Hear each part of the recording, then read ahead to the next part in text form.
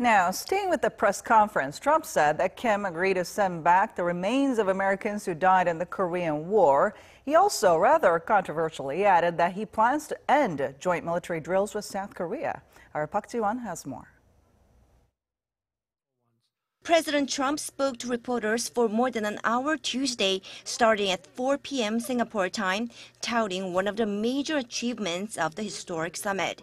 He emphasized that his administration has not only secured the release of 3 American hostages, but also the return of the remains of American POWs and those missing in action during the Korean War. The president added that he had received numerous calls and letters from the relatives of these people asking him to retrieve their loved ones' remains. And President Trump said the repatriation process will start immediately. And it was pretty rough for them, to put it mildly. Secure the commitment to recover the remains, including these are of fallen heroes. And they're giving a commitment. They're starting it immediately to recover the remains.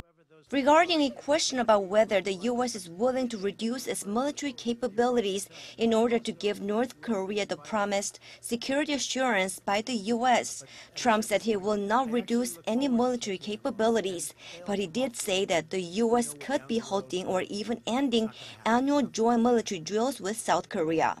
We've done exercises for a long period of time working with South Korea. And we call them war games, and I call them war games, and they're tremendously expensive. The amount of money that we spend on that is incredible. I think it's inappropriate to be having war games. So number one, we save money a lot. And number two, it really is something that I think they very much appreciated. Trump also said he'd like to bring U.S. forces stationed in South Korea back to their homes in the U.S., although he stressed that now is not the time to consider that option. I want to get our soldiers out. I want to bring our soldiers back home. We have right now 32,000 soldiers in South Korea, and I'd like to be able to bring them back home, but that's not part of the equation right now.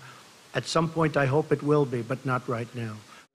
In an exclusive interview with ABC News following the summit, President Trump also reiterated his position on military exercises and U.S. troops in South Korea.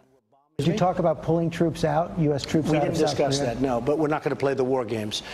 Trump added he wanted to stop the war games, saying they were very provocative and expensive. He also said the U.S. will stop the drills unless there is some reason to keep them. Regarding those remarks, South Korea's defense ministry issued a statement Tuesday evening saying that it needs to carefully look at the motivations behind what was said and did not comment further on the matter. Park Ji-won, Arirang News.